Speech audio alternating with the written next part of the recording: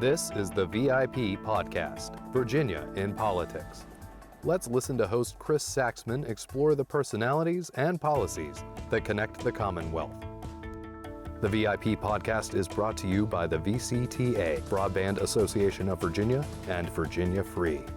The views and opinions expressed here do not necessarily reflect the views and opinions of the VCTA and Virginia Free or our sponsors. Okay, this is Chris Saxman back on the VIP Podcast with our brand new VIP, Delegate David Reid from Loudoun County. The VIP Podcast is brought to you by VCTA, the Broadband Association of Virginia, and Virginia Free, of which I am the Executive Director. Good morning, Delegate Reid. Well, good morning, Chris. It's really nice to be here. Nice to be. You're only 9 days away, hopefully, from getting out of here? I hope so. Is it 9? We count on you guys for 9. That. I actually have a countdown calculator on my phone. I've not looked at it this morning, but Okay. I think yesterday it was 10 days and some hours. Okay. And that's assuming that we'll get out of here on time, which I hope we will. All of my conversations lead me to that conclusion. Right. And no one's saying we're going to be here a while. Next week is conference week, when all the bills have to be in conference, and so it's going to be a lot of fits and starts. For those of you playing at home in the board version of Election Nerd Disneyland, this is just Virginia politics. Correct. And it gets in a rhythm. We have deadlines. They are hard deadlines. And I think this year, because there's enough money to, let's be honest, dole out to our respective constituencies, it's just a matter of saying, okay, we can shape and manage this. There's no sense staying here overtime. Is that fair? Yeah, and you bring up a good point, because this is one of those times where I think for the first time, maybe since you were here, and I know since I've been here, that we have just unprecedented surpluses. I mean, the projection is that over the next 3 years, we're going to have somewhere in the neighborhood of $13.4 to $13.8 billion in surpluses. So you're correct. I mean, there's the ability to be able to put money into projects and efforts that are really important to everybody. I have been serving on appropriations now. This is my 3rd year on appropriations. And one of the things that You've been here for, how long have you been here? For 4 years? I've been here for 5. And you're on appropriations for 3 years already? Yes. That's staggering to me, as an old timer. And for me, it's something that I'm younger than you. Well, we're not supposed to tell that.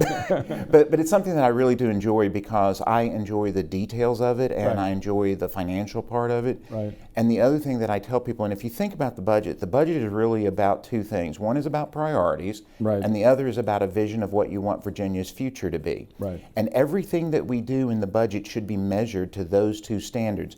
Are we taking care of a priority that we need to fund right now? Right. And then are we investing? Those are the things that we want to happen in the future. And that's one of those things where I think with the surpluses that we have, for the most part, we can do those things. And some of those priorities are being able to put money back in people's pockets. In another instance, it's investing in education and other things for the future. And this is the conversation has always been around with surpluses. Is it one-time money? Is this a blip on the radar screen? Obviously, 3 years of projected surpluses is not a blip necessarily, but is it structural? Or is it just the wave that came in with all the money that was being printed through the pandemic to get the country through it, which is now accruing and coming back to the government to be spent in or returned in some shape or fashion? But there's been no real debate on that. Right. Is that fair? We're just going, oh my gosh, we got all this money, what are we going to do with it? So I think some of the debate is actually occurring in appropriations discussions, because you really point out a good thing, is that we have these discussions all the time about whether or not this is one-time money or one-time expense. And I'll give you a couple of examples. It's like I had put in a budget amendment for $5 million a year to develop EV infrastructure in rural Southwest and South Side by working with the cooperatives. Okay. It was then decided that, okay, we don't need that money in there for 2 years, because then that starts to create kind of an ongoing expenditure. And so instead it was scaled down to a one-time appropriation in the first year of only $5 million. So those discussions are going on. It really isn't kind of debated on the House floor or probably in... This is not a conversation that goes back on at the Loudoun County Democratic Committee. No. This is not the old Republican versus Democrat view of spending. I mean, it's there. I think ideologically there are some, there's some jockeying around these things, but it's not like we're going to get in there and save the one-time money, or no, we're going to get in there and put in some programmatics, but it's not happening. No, and see, I think one of the things that's really, I mean, whether it was Delegate Torian or Delegate Jones before him, or Delegate Torian as the chair of appropriation, or now Delegate Knight, they all take that role very seriously of making sure that we maintain our AAA bond rating, that we're not spending money that we're not going to have in the future. And that's when those discussions with both the staff and other people get into the fact about, is this one-time money or is this ongoing money that we can spend?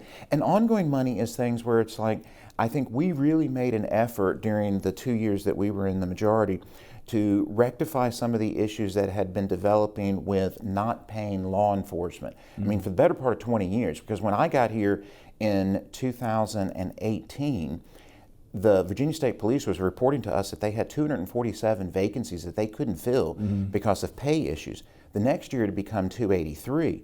By the time we took over the majority in 2020, it had become 300. And so we really put a lot of effort to being able to pay our Virginia State Police, our deputies, and correctional, and that has now continued on with Delegate Knight being in charge. But that's one of those things where it's like, if I'm going to pay you, I have to have the money there to pay you that every year afterwards. And all the other compensation that comes with that. Unlike if you're doing a one-time investment in EV infrastructure for Southwest Southside. Building a bridge. Right, it's a one-time thing. So those discussions are going on. And how vibrant are they? I mean, in that line of, because the governor put in a substantial tax, I don't want to call them rebates, but tax cuts, right, that really started to focus in on that conversation. Where does the money go? Right. And now we have a lot of money to go in places where it hadn't been before, hadn't been really considered before. So we have not a lot of new ideas coming to the fore as well. Yeah, I think one of the things that's really very appealing about being on appropriations is really very collegial.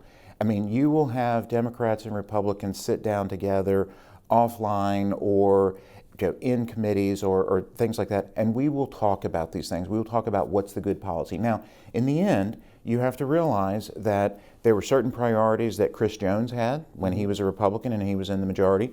There are certain priorities that Delegate Torian had, and there are certain priorities that Delegate Knight has.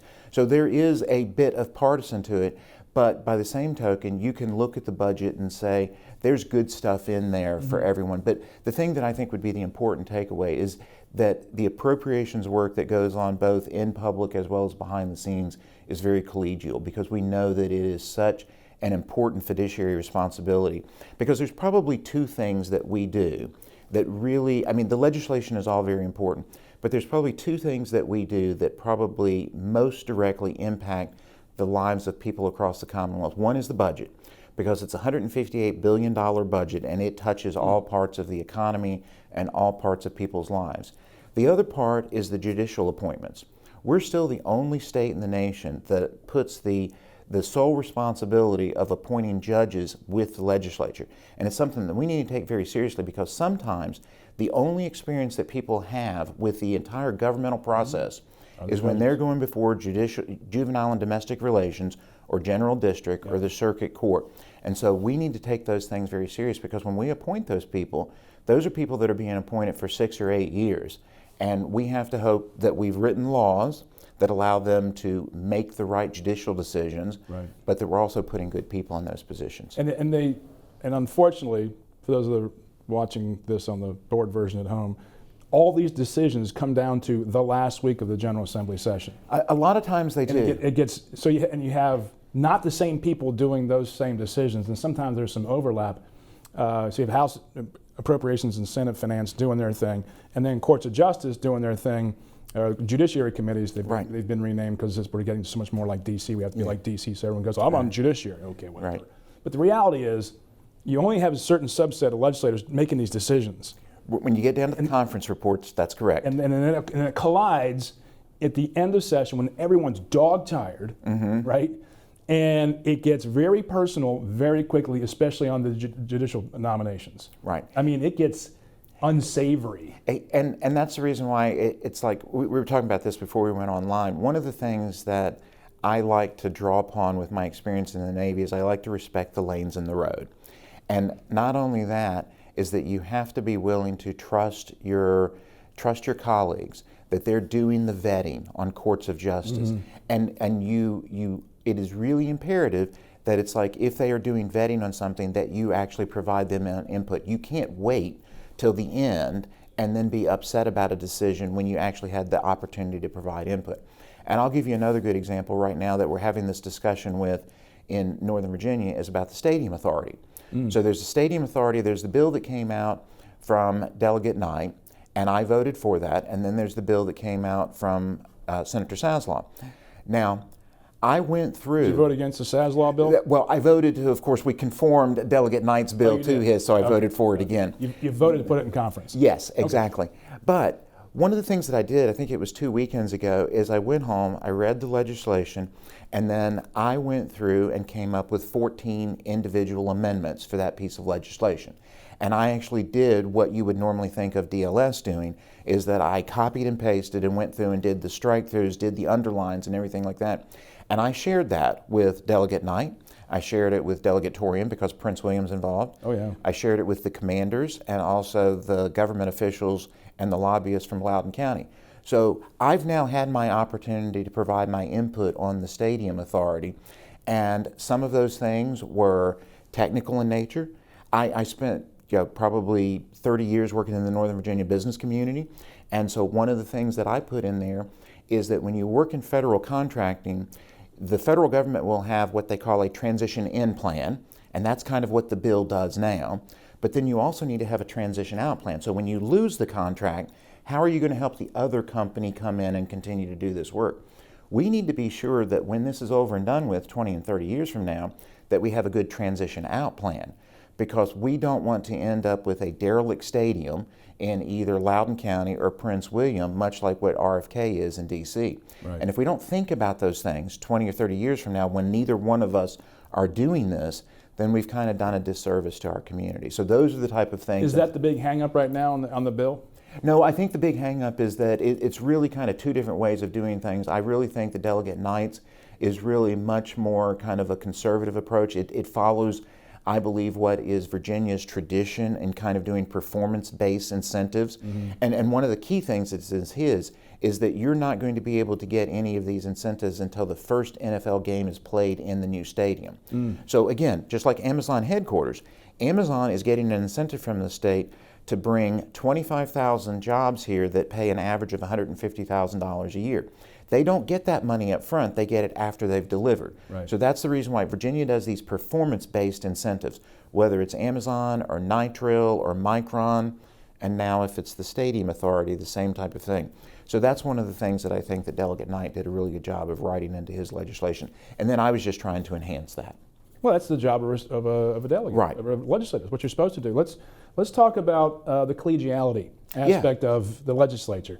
Do you think that's been, in your time here, helped by the tightness of the majorities, the close majorities in both chambers now? It's gotten, because what I've witnessed and having been there when we had large majorities, especially on the House side, and I've talked to some of your colleagues who have sat in that chair, they said, things are working here. I've referred to it as being mechanical, even clinical. The mill is running. Right. And it's just, it's churning in legislation. Everyone's working hard and getting down to it.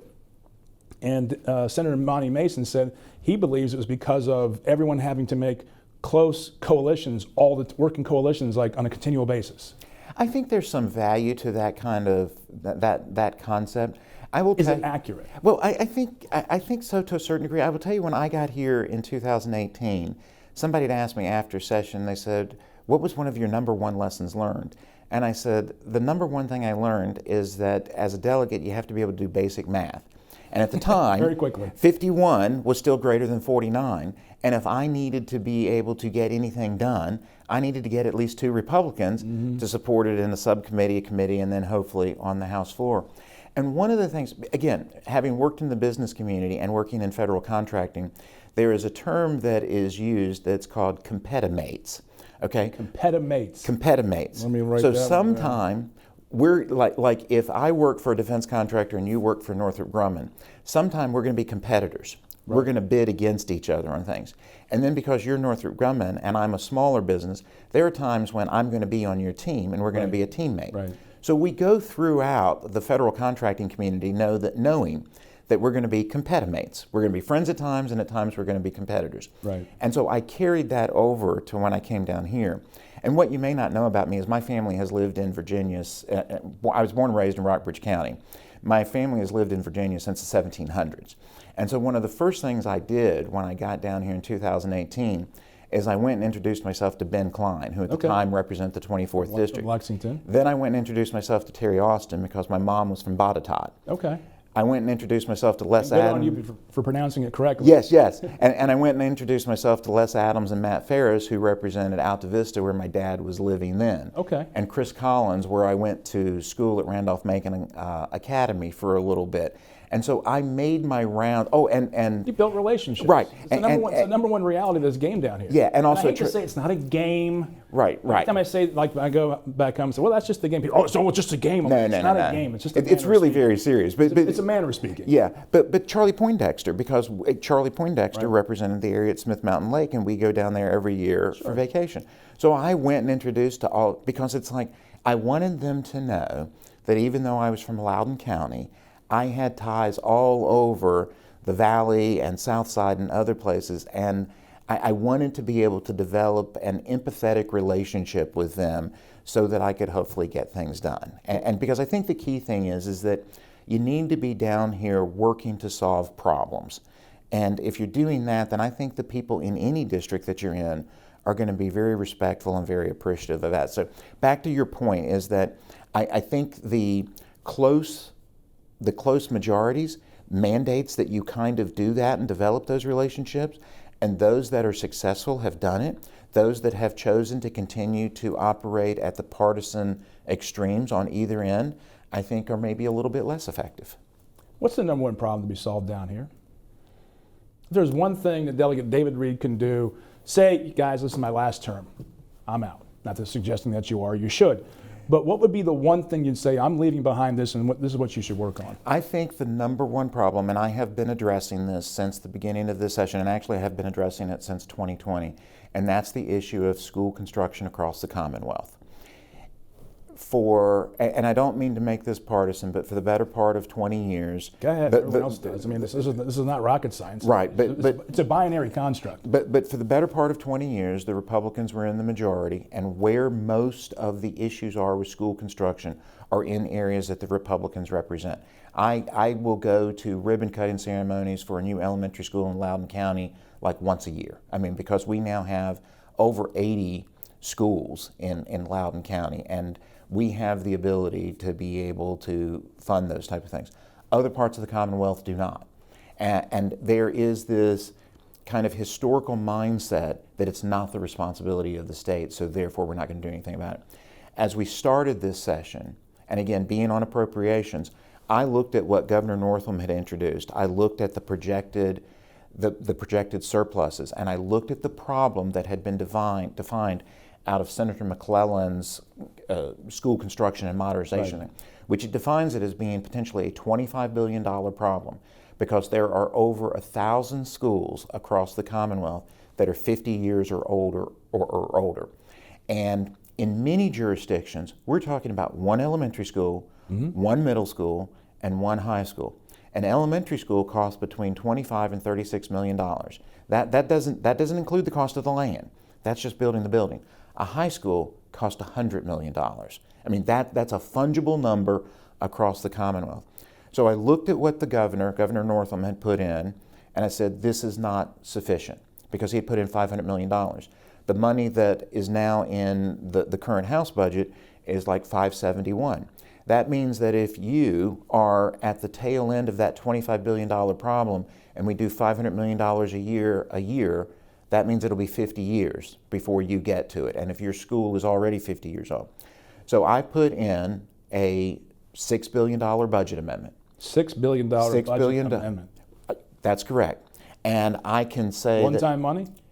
It would have been to capitalize a school construction. I called it Smart Scale for school construction. Okay. Because if you were here, I can't remember if you were here when Smart Scale was done, but prior to Smart Scale for transportation done, the funding for transportation was always very politicized. Oh, yeah. In your district, it's like, I want money for roads because roads helped me get reelected. I want money for roads. But then we came up with Smart Scale. It was a joint effort between Terry McAuliffe and a Republican General Assembly at the time, and that took the politics out of transportation funding. We need to take the politics out of school funding. But we also need to make a commitment at the fact that it's like, if those jurisdictions had 25 or 36 or $100 million, they'd already be building their school. And the problem is, the reality is, in rural jurisdictions, they don't have the money. They don't have the money. But and there's no way to generate that money. Right, and I recognize that, and that's the reason why. Is this going to upend the go back to this word, this fundamental construct in Virginia law that ultimately school decisions are local decisions? So school decisions should be a local decision, but school construction, we're talking Is about now a state obligation? No, it's not a state obligation, but I'm saying that the state needs to contribute to solving this problem because the localities can't. And the idea behind this whole thing is smart scale for school construction.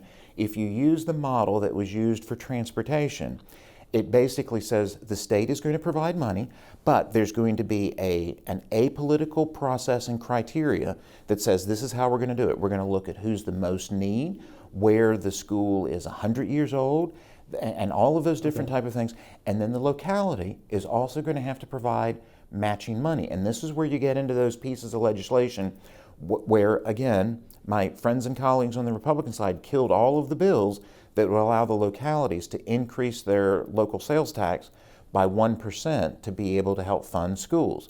That was the way that was done for Halifax, for Gloucester, I think for Pennsylvania, and we were going to do it statewide, let all of the localities do this if they wanted, but that was not achievable this session. But you can put those two things together, then you are well on the way to providing $12 billion worth of money to solve a $25 billion problem.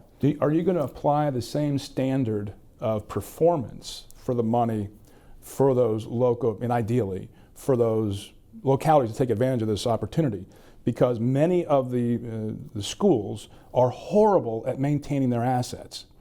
They don't do a very good job of, let's be honest, taking care of what they got. No, that's... They defer maintenance, and they defer maintenance. We also have an underlying problem in this Commonwealth, is that independent cities reside inside counties and they don't share those responsibilities. So a lot of those localities of which you speak, not specifically obviously, are losing on the scale that Loudoun and Fairfax and Prince William and Virginia Beach and Chesterfield and Henrico all have. And that has to force that conversation on the utility of independent cities, does it not? And I think you bring up a good point, especially on the deferred maintenance thing, because some of these buildings have become so old that it's like it really is... They're not savable. No, it really is very problematic. They're not sellable. No. And one of the things that I think when you grow up in that area is that when you grow up in that area and you talk to people in the area, there's this kind of common theme where it's like, I don't want a hand out, I want a hand up, I want a helping hand. And again, I think there's a role for us as the state to be able to say, we're going to give you a helping hand. And I think we give them those helping hands, and then they're going to be much more inclined to address that maintenance. But are you willing to put those provisions? I think we could. And you see, because you're talking about assets. I mean, the asset, right. And this is an important part on the Stadium Authority bill. When I looked at it, I'm like, why should the state swallow a 30-year-old stadium if Dan Snyder chooses to go back across the Potomac, right? Right, no. And the same thing applies to schools. You say, okay, fine, here's your school, but if you don't maintain it, what's the hammer provision in that? And you see, that's a really good point, because again, there were two parts to this amendment. One was the money part, and let me just give you some ideas on that. One was $500 million that Governor Northam had already put in, and then there was a $564 million of a voluntary, because we're already at the constitutionally required threshold for having reserves. So there was another voluntary $564 million that he put in. Explain the voluntary, the constitution. It basically is general debt obligation? Well, no, it's for rainy day reserves. Oh, okay. Okay. So we're already now at the 15% that we need to be at, and he was going to do another voluntary contribution above that, because it's good to have it, right. But we have a requirement that it be at 15% of general fund. We're there. Right. So let's take this money and use it where we need it to be used. So that 500 plus that 564, and then Governor Northam took $2.8 billion in cash to pay for capital stuff that could be done with our AAA bond rating. If you have the ability to be able to borrow money at 1 or 2% in the market right now, it really is incumbent to be able to do that. So you take that 2.8 plus that other like 1.1, and you're really well on your way to getting to $6 billion, and you've not touched any of the other things that people say are important, with being able to give rebates back to people, to being able to do the tax cut on the groceries and other things. But the point is that was the money part. The other part of the amendment, and I would encourage you to go look at it underneath. The amendment. The budget amendment that I put in. The budget amendment. The budget amendment that I put in. Constitutional amendments. This time of year, it's kind of crosswise. The budget amendment actually says there will be a work group that will get together. Is that budget amendment still alive? Oh no, okay. It's not. But the so we're on the 23 session. Yeah, it's the concept. Well, we're on this thing where it's like you had asked me earlier. It's like, if there was one thing I could do, what would I do? Yeah. And that one thing is I would fix this issue with school construction, because the money that we have available right now, as we talked about earlier, we don't know how long that $13.5 billion is going to be there. But it's like, if we make this investment in schools, we're making an investment that's going to be there for 50 or another 100 years.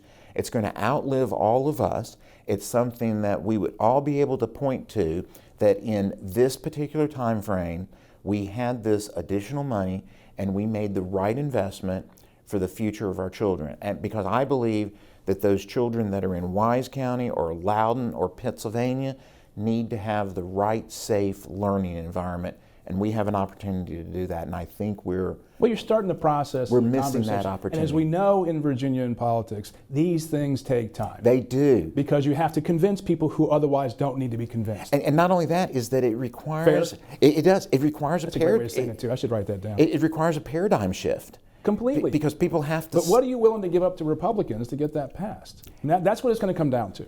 So the thing that it has to do to get it passed is that, again, they have to be willing to recognize that this is for the benefit mostly of people in their areas.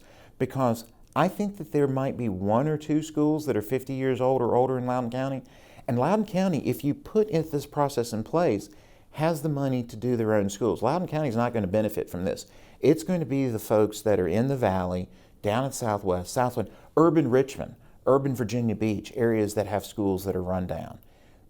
So what's been the rub? Is it just, was it too big, too quick? Like, this is a big, like, well, we got to take our time with this one, get it right? I think there's something like that. It's kind of hard to get your head around. There's a lot going on. And a lot of times these conversations, as we talked about earlier, they're held in certain committees and no one else touches them. Right. Because you're so siloed up here, even though and you said early on, I'm down here to stay in my lane. Right. And if that's not out of your committee, you're like, look, I'm dealing with other stuff over here. And I think also the most common pushback that I get is that it's not the state's responsibility to build schools. It's never been the state's responsibility to build schools. This is a dangerous construct. Not dangerous.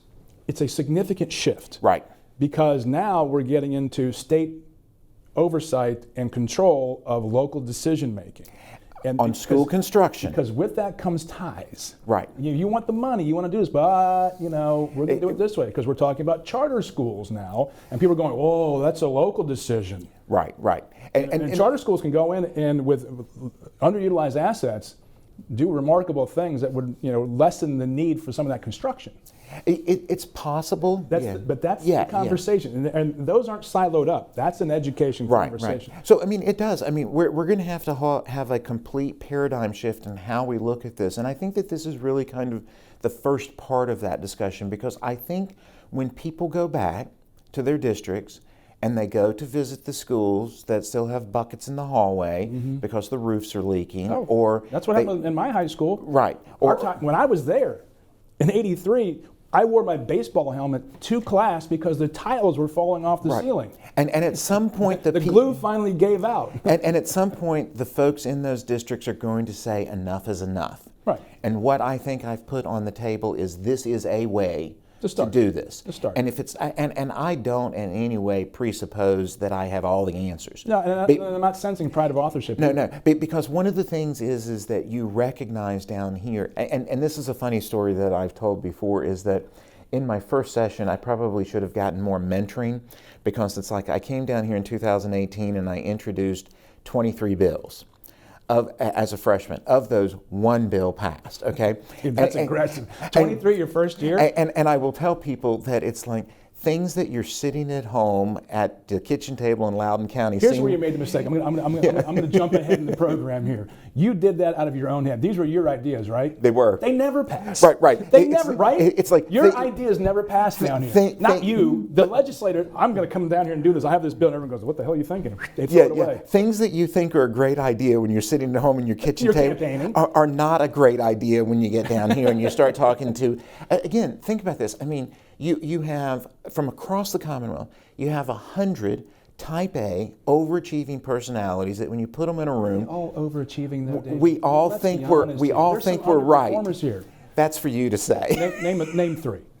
So we're all overachieving personalities who think we're right, and then we get down here, and then you mix in the stakeholders and the executive branch and everything else, and all of a sudden you realize, wow, this wasn't such a great idea because I didn't think about X, Y, and Z. It has to withstand the test of the legislature. That's a good thing. That's the whole purpose of this place. You have to be self-aware to understand that it's part of the process. And you can't fall in love with your idea. Oh no, that's one of the things that when I'm mentoring either new candidates or new delegates, it's like, don't get emotionally attached to your legislation. It's not about you. And you can also borrow from kind of, I think it was Eisenhower's quote that it's like, no battle plan survives first contact with the enemy. Or as Mike Tyson said, everyone's got a plan to get punched in the face. Right. Or the phrase that I've used, which is that no legislation survives first contact with the subcommittee. Right. I mean, and from there it's all downhill. Right.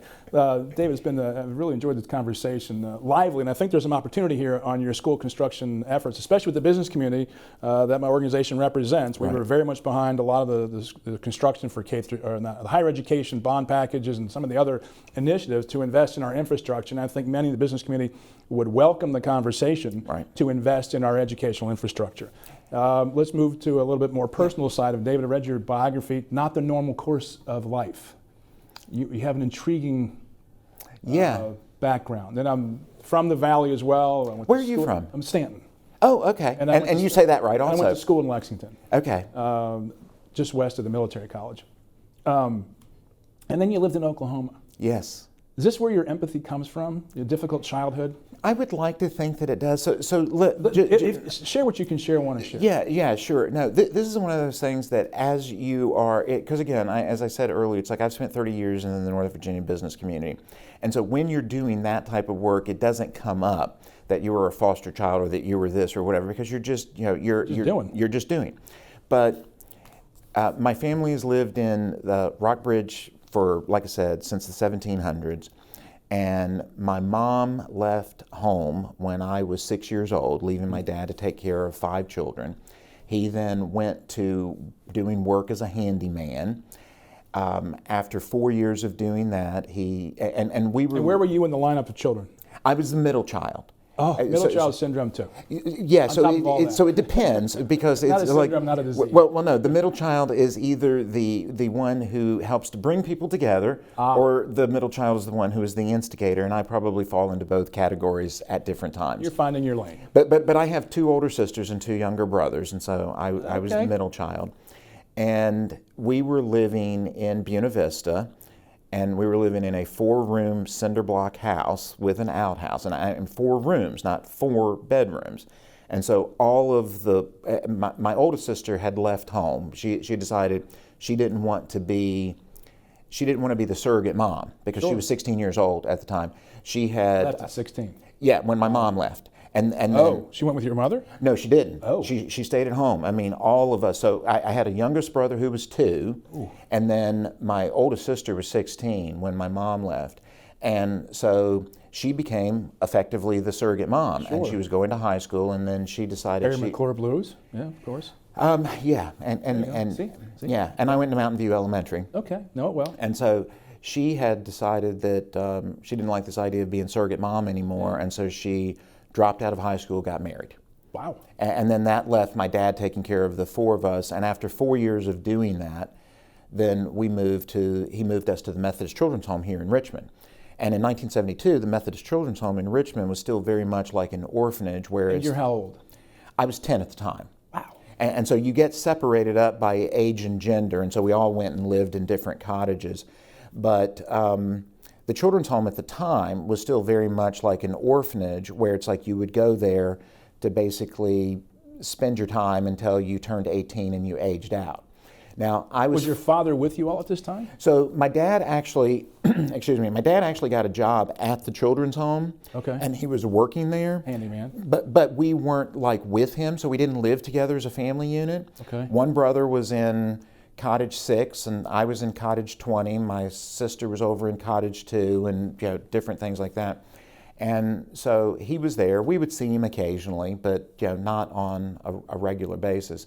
And then I remember I went to school for 2 years at the Richmond Public Schools, and so that's one of those things where, again, I've been to the Richmond Public Schools. You've and seen it. I have a degree of empathy, and so when Delegate Jeff Bourne and I are talking about stuff, it's like I've, no kidding, been to these schools.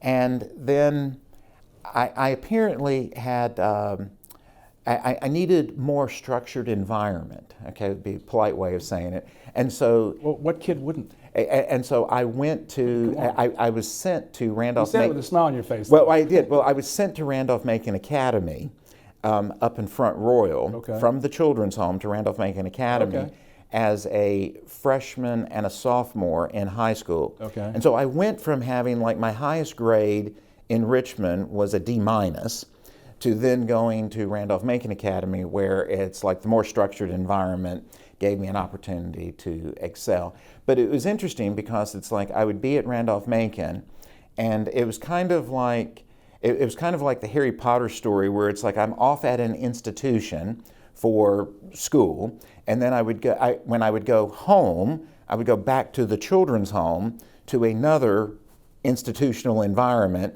for summer vacation and things like that. So I would go from living in one group setting to living in another group setting. Wow. for vacation, for lack of a better term. But I learned a lot along the way. And then the deputy administrator of the children's home, John Gregory, at the time, had gotten the job to be the administrator for the children's home out in Tahlequah, Oklahoma. And they had no children of their own. And so they talked to the children's home, talked to my dad, and my guardianship and my youngest brother was turned over to John and Jean Gregory. And then I moved out to Oklahoma with them as a rising junior in high school.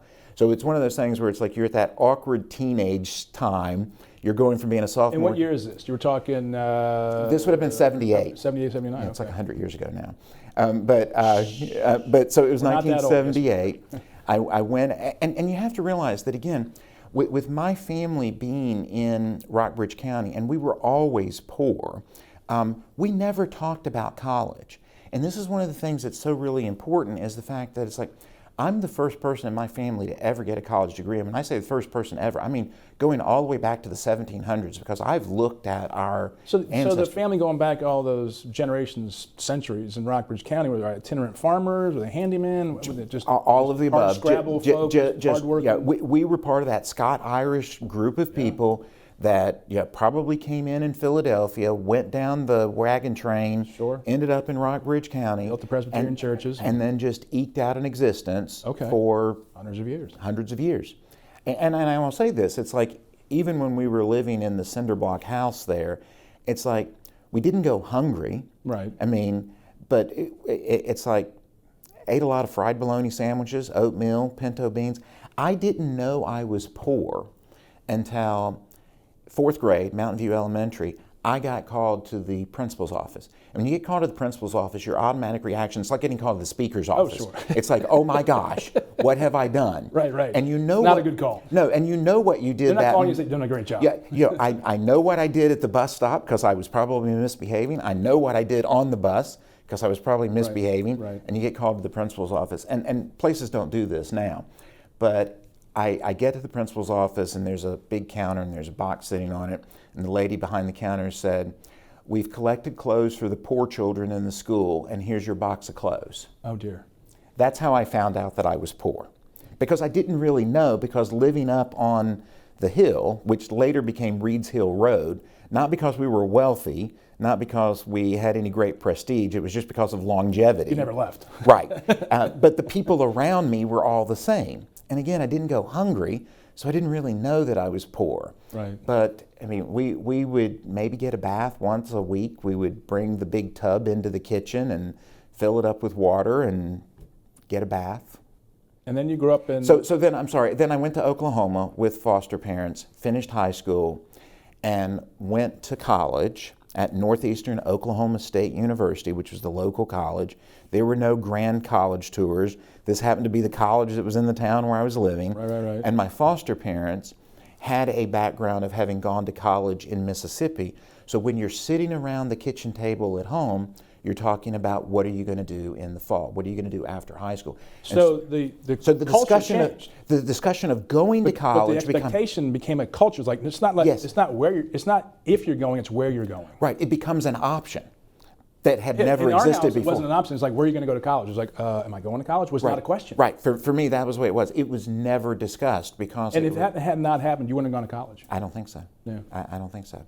And I don't know what my life would have been like then, because when you get to my age or your age or whatever, you can look back at your life and you can see the decisions that you made or the decisions that were made for you. Mm-hmm. And it's like, I can tell people, it's like, I would never want to wish my childhood on anyone, because you don't want to ask anyone's mother to leave when you're 6 years old. Oh, yeah. But had she not done that, I can see that it's like I probably would still be in Buena Vista.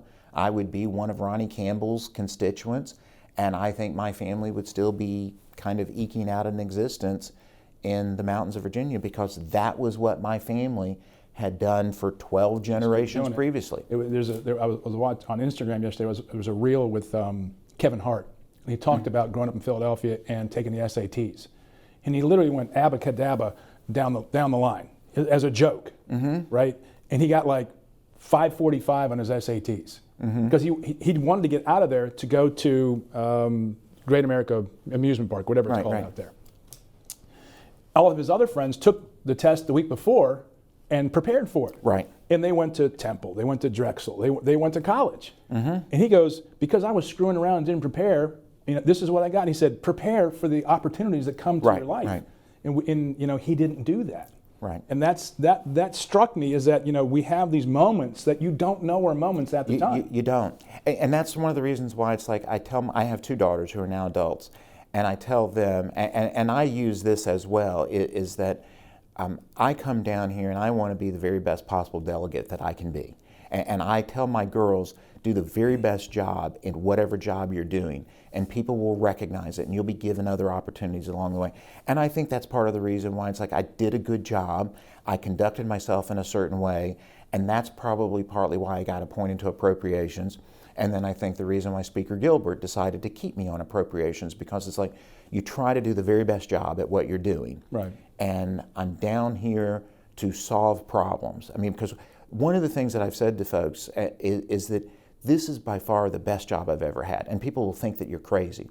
But it's like I have the opportunity to go home and listen to people, listen to what their concerns are, why the system is not working the way that it should be for them. Because you came up through these systems. Right. And then these are important to you, I think, at a core level. That's my impression, having never met you before we came in here, right? Right. We introduced ourselves. And that's why we leave it unscripted, so we can really dive into the personalities and the people who do this.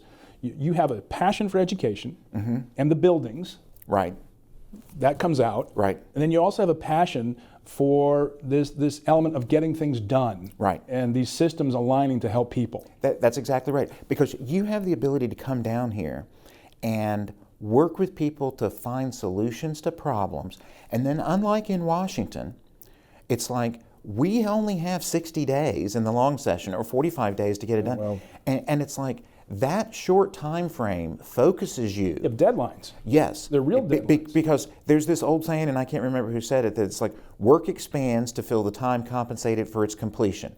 And because there is no deadline in Washington, they just keep rolling it forward. That's right. You've got 45 or 60 days down here to get something done. And you got to go home and get it done. Right. And then for $17,000. Yeah. I don't know how you live with yourself. And then when it gets done, even the camera person, the governor, the governor will sign it, and it will become law on July the 1st. Oh, yeah.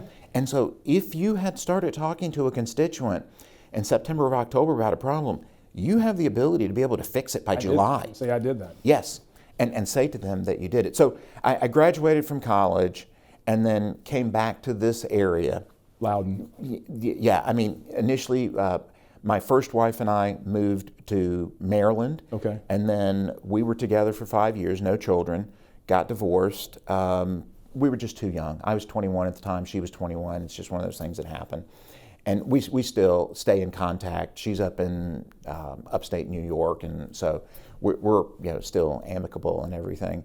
But then I moved back to Alexandria, lived in Alexandria for about 17 years, was very involved in the Alexandria Democratic Committee meeting, party there. Knew Dick Zaslaw from a long time ago when I was there, and then moved, my wife and I, my current wife, Barbara, we got married in 1993, lived in Alexandria. I made a mistake of calling my wife the current wife just because it's been such part of our vernacular. And she goes, I'm your only wife. And I was like, really? So you only had one? Well, she's a large personality. So we're not said she's just one. Well, yeah. So I can actually 30 years plus. Yeah. Okay. Well, good for you. So my wife and I now have been married for 28 years. Okay. So rookies. Yeah. Rookies. Very little rookies.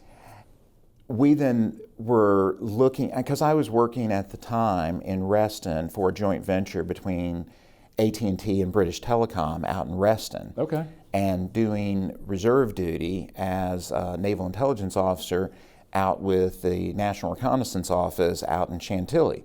So the idea was, it's like, okay, we should move someplace out west, because the house we had in Alexandria was great, but it's like, it had been built in 1957, so every time that we went to go do a repair, there was always these unintended consequences that you would find. And it's like, okay, if we're going to keep sinking this kind of money into this house, maybe we should look at getting a new one. And we went out and saw the area out in Ashburn in 1999 and looked at a piece of property that was part of a farm. It was just red Virginia soil, and the girls were this big, and stood them there on what was at the time the sewer. The sewer had been put in, and said, we think that this is kind of where our house would be, and decided to make that purchase in 1999, and have been there since 2000. That's fantastic. Let's do a little bit more personality on the cultural side. Favorite books? I am a big fan of science fiction, and so I like Isaac Asimov and the whole Foundation and iRobot series. Okay. Favorite TV shows? Favorite TV shows would probably be, if we're talking about currently, I would have to go with The Mandalorian. Okay, so sci-fi, staying in that realm there. And movies then? Movies are going to probably fall into the same genre, something along that. Although I really have, I really do like a lot of the work that Disney and Marvel had been doing with the whole Marvel Cinematic Universe. Those are really very appealing. Okay. But I will also say that my wife will, I mean, as our spouses do, it's like they will go to those movies with us, but they also have stuff that they want to go see. And one of the ones... What do you have to trade off? What's your trade? Well, one of the ones that we just recently watched last weekend when I was home was An American Underdog, with the story about Kurt Warner. I've not which seen it. It's like you're flipping through, and it's like, okay, do I really want to watch this? Do I really want to watch this? And she's like, well, I'd like to see it. And then you watch it, and it's like, this is really very good. You're the second person. It's a good story. To recommend that movie, American Underdog. Yeah. My trade-off is sadly the Hallmark Channel. So that's my penance. So my wife, disaster.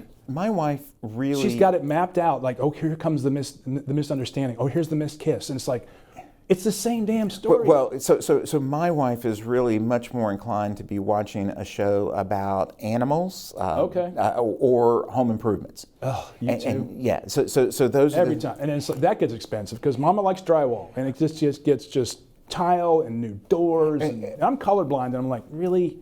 Oh, well, we have to go down this road. So that's kind of a funny story that kind of goes back to my, being brought up in like institutional, children's home or academy type of settings, because I had developed a great fondness for Off-White.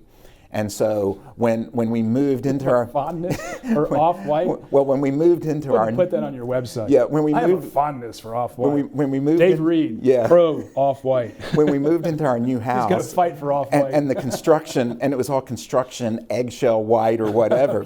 She was like, oh, I think that I want to be able to paint and add some colors and stuff like that. And I'm like, this seems okay to me.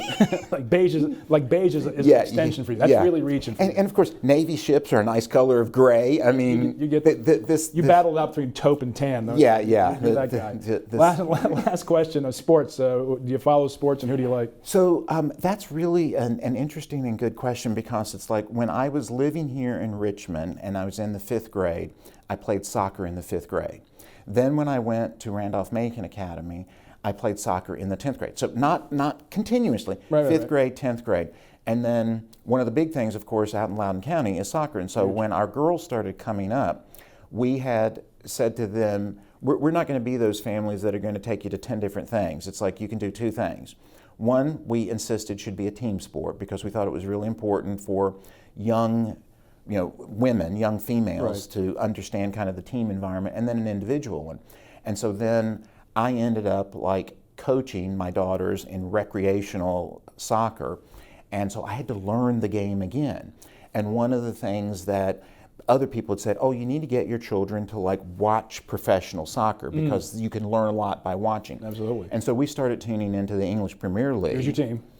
Tottenham Hotspurs. Give me some of that. Go really? Spurs. Yes. That's my Which team. is also very frustrating. Oh, God, they're awful this year. So they get good, and then they beat Man City. They beat Man City. And then they dive on Burnley. Right. The hell is that? And then they come back and they get 4-0 against Leeds, and then they lose to a championship team. It's just the term is Spursy. But anyway, so that's my favorite soccer team, and that's the team that I will more oftentimes than not schedule time to sit and watch. Same. The other thing that's great about that is that when they do the games at 9 o'clock in the morning on a Saturday, which is great, means that it's like. And the other thing about soccer is that you only know that you're into it only for 2 hours. Exactly. Because it's not like, okay, I like baseball, but baseball can go on for 13, 14, 15 innings. And football now, it's only an hour of playing time, but it takes 3+ hours for it to actually happen.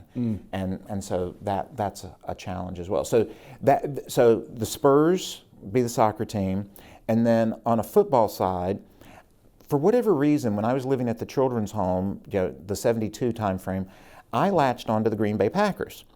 And they weren't very good then. No, but it stood me in good stead later, because my wife's family is originally from Wisconsin. Well, there you go. And they're big Green Bay Packer fans, so it makes for everything nice being there. And then because I've lived in the Washington area for a long time, I was always a Washington football team, Washington Commanders fan. Okay. And that has been really kind of exasperating at times as well, I'd say, for the last 20 years. One of my best friends from college, John DeSteiger, who's now the president of Oklahoma Christian College out in Oklahoma City, he and I were talking when I first moved up here about how at the time, the Redskins, it was like a university town, because there was just so much passion surrounding the team. Oh, absolutely. Because there wasn't like a big university in Northern Virginia that had a team. Right, there wasn't a UVA or Virginia Tech or something with like Northern that. Virginia, right? Yeah. They were so passionate about the Redskins. They were, and it has declined, and it's not so much. Well, maybe the new stadium will bring them back. You never can tell.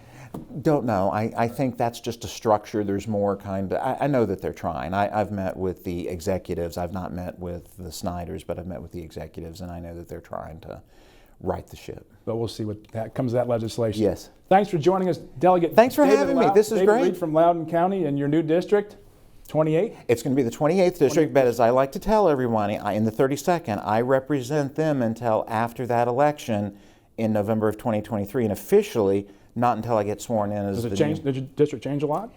So the interesting thing is that in Loudoun County we've grown so much. So if you More think compact. Well, in 2011 these districts were all drawn for 80,000 people. Mine had grown to 101,000. So the new number needed to be 85 or 86. So I had to shed 15,000 people to get down to the right size. And because the Supreme Court ended up doing the drawing, I had no say in it. And so it became more compact. I mean, it was already fairly compact. Right. It became more compact, but I think I kept about 63% of my current district, which is good. And it would have been, this is kind of the dual-edged sword of the whole redistricting thing, because it's like, while we might wanted to have like drawn our own districts in the past, it would have been really very difficult if I had been able to if I would have had to sit down and go, I'm going to like give up this precinct. Because one of the things that happens, and I imagine this happened because you said you served for 8 or 10 years, you develop an affinity for every precinct that's in there. You become much more kind of parochial about that. And it's like, I would not want to part with any of them because I can point to each one of those precincts and say, I have friends, I have supporters, I have people. Yeah. Those relationships goes back to that fundamental question about relationships. It really does. And so I lost some areas because I just had to because of the population growth. Right. And I picked up some areas that makes it look more compact. It's like one of the areas that I picked up is around the 1757 golf course. It's like it had been carved out before, but there's not a lot of people who live at this particular golf course. It's not one with houses on it, but it makes the district look more compact. Which is what the goal was all along. Right. All right.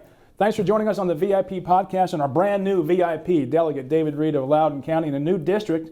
Take a look. What's your website? DavidReid.com? DelegateDavidReid.com. DelegateDavidReid.com. Okay.